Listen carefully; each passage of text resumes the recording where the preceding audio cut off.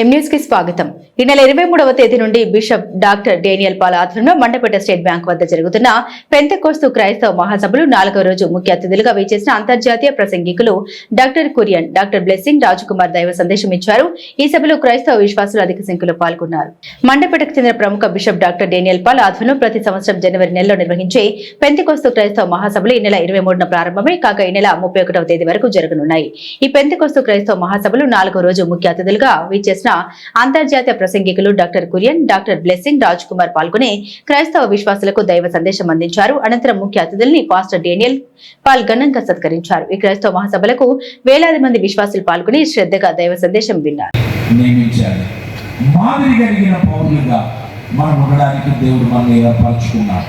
ఇప్పుడు మనం ఎస్రా గ్రంథంలోనికి వెళ్దాం. ఎస్రా గ్రంథం 7వ అధ్యాయం దాని 26వ వచనాన్ని మనం చదువుదామండి. ఎస్రా గ్రంథం 7వ అధ్యాయం దాని 26వ వచనాన్ని మనం చదువుదాం.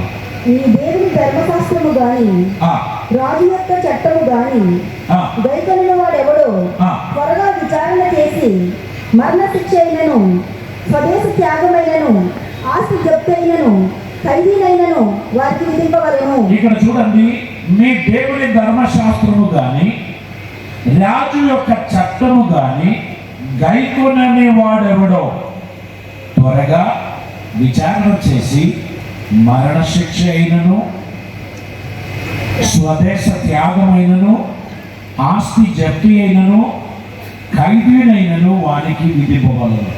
ఇది పాత నిబంధనలో దేవుడు పెట్టిన నియమం. ఆ కాలంలో దేవుడు చెప్పాడు, ధర్మశాస్త్రమును తృణీకరించదు, దేవుని వాక్యమును తృణీకరించేవాడు మరణశిక్ష పొందాలని దేవుడు విధించాడు. ఈ కృపాయుగములో ధర్మశాస్త్రమును మనం పక్కకు పెట్టేసి మనకు తోచినట్లు మనం నడుద్దాం అనుకుంటే దేవుడు ఒప్పుకోడు. మనం దేవుని వాక్యాన్ని ఉన్నట్టు పాటించవలసినటువంటి వారు.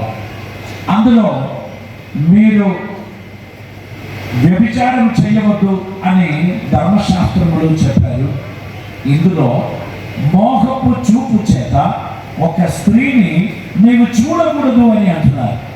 అంటే ధర్మశాస్త్రమును కొట్టివేయడానికి ప్రభు రాలేదు, కానీ దాన్ని సంపూర్తి చేయడానికి ప్రభు వచ్చాడు అనే సత్యాన్ని మనం అంగీకరించాలి. మనము ధర్మాన్ని, నీతిని, న్యాయాన్ని పాటిస్తూ దైవ చిత్తానుసారంగా నడవడానికి దేవుడు మన గురించి ఆశించుచున్నాడు అనేటువంటి విషయాన్ని మనం ఎప్పుడు కూడా మర్చిపోవాలి. మరిన్ని తాజా వార్తా విశేషాల కోసం ఎం న్యూస్ సబ్స్క్రైబ్ చేయండి, మీ మిత్రులకు షేర్ చేయండి.